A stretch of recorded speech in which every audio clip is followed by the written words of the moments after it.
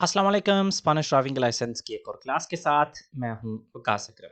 दोस्तों आज की इस क्लास में हम देखेंगे वो क्वेश्चंस जो कि जुलाई 2022 के जो ऑफिशियल एग्ज़ाम्स हैं उनमें आए थे। तो आज की हमारी क्लास होगी उन क्वेश्चंस का पार्ट नंबर 1। इसमें टोटल 3 पार्ट्स हैं, 30 क्वेश्चंस हैं।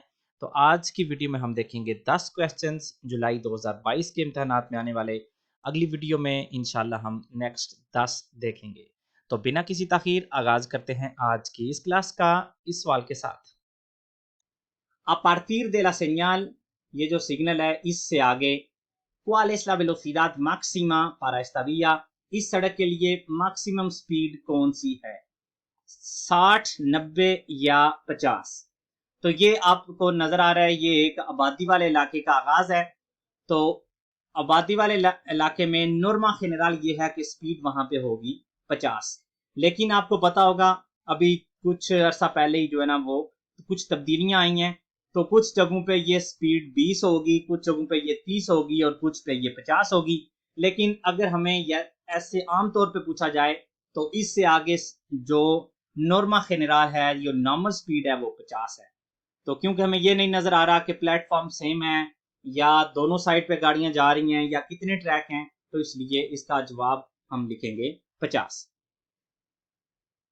अगला सवाल, esta señal indica peligro por la proximidad de una zona de la vía। तो ये सिग्नल हमें क्या कह रहा है कि क्या चीज नजदीक आ रही है? ऑप्शन ए, ऐसी जगह donde se puede proyectar gravilla, ऐसी जगह की तरफ हम जा रहे हैं जहां सड़क के ऐसे हिस्से की जानिब हम जा रहे हैं जहां पे ये ग्राविया ऊपर से आ सकती है, ये जो रोडियां टाइप हैं ये ऊपर से आ सकती हैं। Option B, donde el pavimento es resbalizo, जहां पे ये जो सड़क है वो रेसबालार करती है। Option C, donde hay desprendimientos frecuentes, जहां पे आमतौर पे ऊपर से चीजें गिरती हैं। तो ये जो साइन बोर्ड है इसका मतलब है donde se puede proyectar gravilla।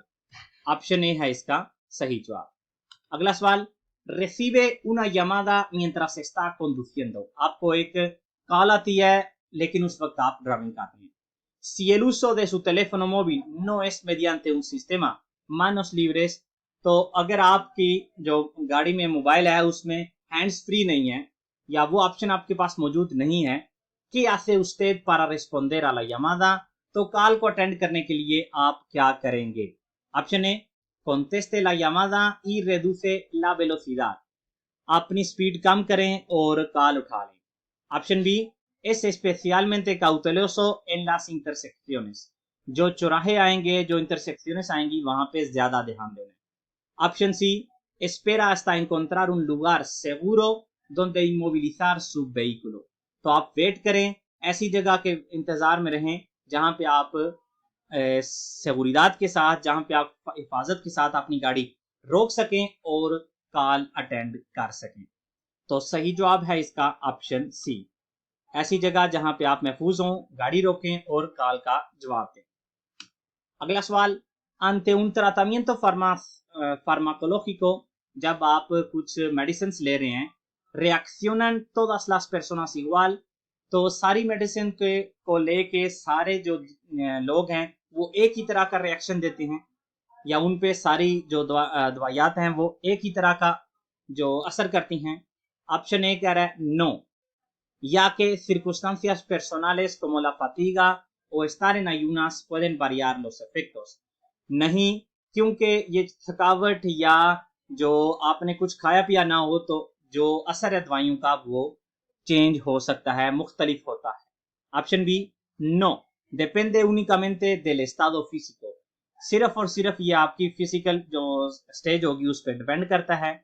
और ऑप्शन सी कह रहा है सी, मतलब कि सबके लिए सेम है, या कि los medicamentos siempre producen los mismos efectos, क्योंकि ये जो मेडिसिन है हमेशा सेम ही रिएक्शन इनका होता है। तो इसका सही जवाब कौन सा हुआ? इसका सही जवाब है ऑप्शन ए, नो, सब पे एक तरह का इनका असर नहीं होता, क्योंकि पर्सनल सिचुएशंस जैसा कि थकावट या कुछ खाया पिया ना हो, इससे जो अद्वियात है इनका असर मुख्तलिफ होता है।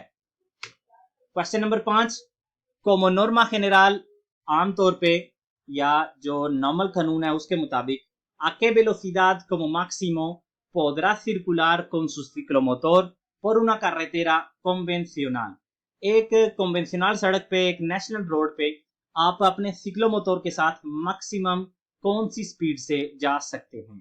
40, 45 या 45 एक्सेप्ट para adelantar, मतलब आपकी स्पीड 45 ही होगी और ओवरटेक करने के लिए आप 60 तक जा सकते हैं।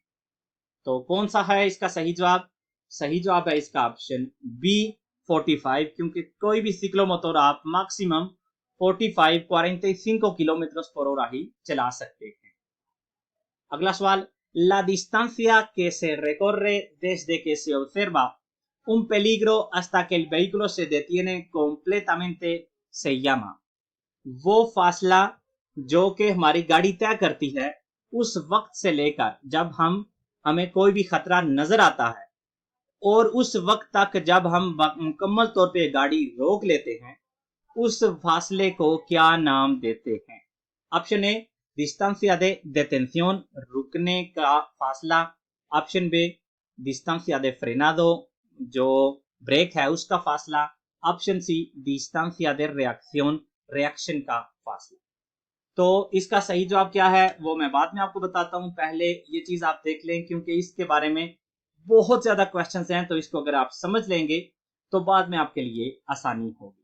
तो फॉर एग्जांपल आप ये गाड़ी चला रहे हैं और यहाँ पे आपको ये जानवर नजर आ गया है। यहाँ पे जब आपने जानवर को देखा और आपका पाँव जो है ना वो ब्रेक की तरफ आप उसको लेके गए, जब आपने ब्रेक को टच किया, देखने से लेकर ब्रेक को टच करने तक ये जो आपकी रिएक्शन टाइम है इसको कहते हैं distancia de reacción।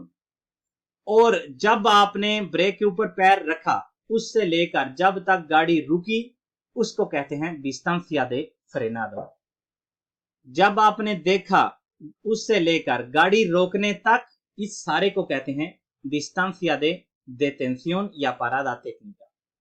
तो इसलिए इस सवाल का क्या जवाब हुआ जो कि हमें कह रहा है कि जब से आपने देखा उससे लेकर, जब से आपने पेलिग्रो देखा यहां से लेकर यहां तक जब गाड़ी रुकी, तो इसका सही जवाब है option A distancia de detención या parada técnica भी बहुत दफा आपको मिल सकता है। अगला सवाल, el panel bajo la señal indica, तो ये जो पैनल है इस सिग्नल के नीचे इसका क्या मतलब है?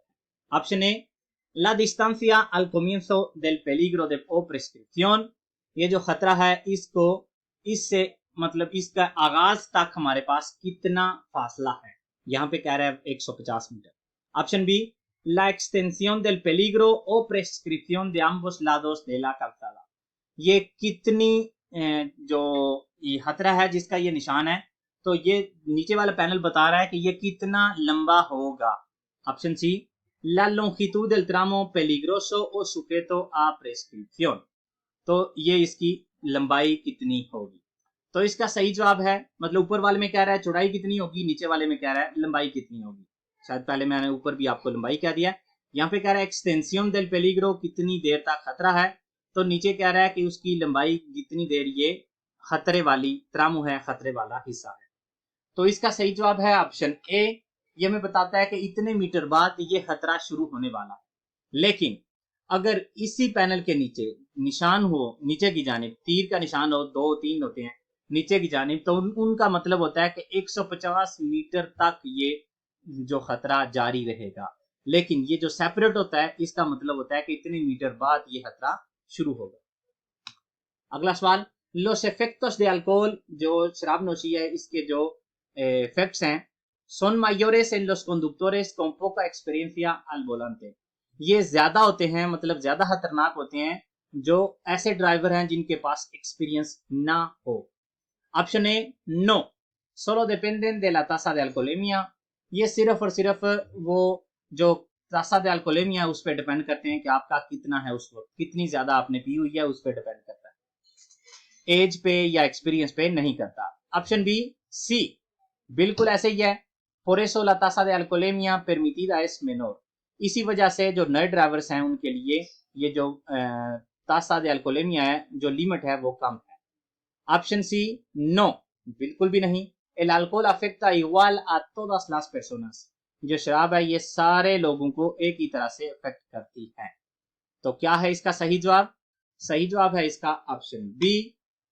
और उससे पहले ये आप देख सकते हैं जो अल्कोलेमिया है, तासास मैक्सिमस है, ये जेनरल का मतलब है आम ड्राइवर्स, तो उनके लिए खून में 0.50 और हवा में 0.25 मतलब 50%। जो प्रोफेशनल्स हैं या जो 2 साल तक जो नए ड्राइवर्स हैं, मतलब अभी तक उनको 2 साल पूरे नहीं हुए लाइसेंस लिए, तो उनका खून में 0.3 है और हवा में 0.15। तो आप देख सकते हैं आम ड्राइवर में और नए ड्राइवर में फर्क है, इसकी लिमिट कम है। तो इसी वजह से आप देख सकते हैं सही जवाब है इसका ऑप्शन बी। बिल्कुल ये ज्यादा असर करती है नए ड्राइवर्स पे, इसी वजह से इनका तासा जो है ना वो कम है। अगला सवाल, como norma general, आमतौर पे ¿cuál es el número máximo de remolques o semirremolques que le está permitido arrastrar a un vehículo tractor? तो आमतौर पे कितने जो ट्रॉलीज हैं वो लगाने की इजाजत है एक गाड़ी को? ऑप्शन ए उनो, या से रेमोल्के ओ सेमी रेमोल्के, सिर्फ एक ही हो सकती है, बेशक वो रेमोल्के हो मतलब मुकम्मल तौर पे रेमोल्के हो, या सेमी रेमोल्के जिसका आधा हिस्सा गाड़ी के साथ लगा होता है। ऑप्शन बी दोस, siempre que uno de ellos al menos sea remolque, आप दो लगा सकते हैं जिनमें से एक लाजमी तौर पे रेमोल्के होना चाहिए। Option C dos salvo los trenes turísticos que pueden arrastrar hasta 5 remolques, तो आमतौर पे इसकी इजाजत दो की है, लेकिन ये जो ट्रेनेस तुरिस्टिकोस हैं जिनके पीछे बहुत ज्यादा जो लगे होते हैं रेमोल्केस, तो वो 5 तक ले जा सकते हैं। सही जवाब इसका कौन सा है? सही जवाब है इसका ऑप्शन ए। आमतौर पे या नॉर्मा जनरल ये है कि एक गाड़ी को सिर्फ और सिर्फ एक ही रेमोल के या सेमी रेमोल के साथ लगाने की इजाजत है। उसके बाद अगर आपने 2 लगाने हैं 3 लगाने हैं, ये नॉर्मा जनरल नहीं है, ये स्पेशल केसेस होते हैं और उनकी स्पेशल इजाजत चाहिए होती है। और आज की क्लास का आखिरी question, En este paso estrecho entra con su turismo, ये कम चौड़ाई वाली जगह पे आप अपनी कार के साथ एंटर होते हैं, al mismo tiempo que un camión que viene en sentido contrario, एक ऐसे टाइम बिल्कुल उसी टाइम पे दूसरी जानिब से एक ट्राला भी एंटर हो जाता है के देवे अफेर। तो यहाँ पे आप देख सकते हैं कोई सिग्नल नहीं है, पहले किसने एंटर होना है बाद में किसने होना है, और आप एंटर भी सेम ही टाइम पे हो रहे हैं जिस वक्त दूसरी जानिब से एक कामियोन आ रहा है। तो आपको क्या करना चाहिए? Option A dar marcha atrás para dejar pasar al camión que tiene preferencia, तो आपको रिवर्स करनी होगी गाड़ी ताकि पहले जो काम्यून है वो गुजरे, क्योंकि उसको प्रेफरेंसिया है पहले गुजरने की। Option B detenerse hasta que el camión ceda el paso, रुक जाएं तब तक जब तक काम्यून आपको गुजरने का रास्ता नहीं देता। Option C pasar porque tiene preferencia, आप गुजर जाएं क्योंकि आपको पहले गुजरने का हक है।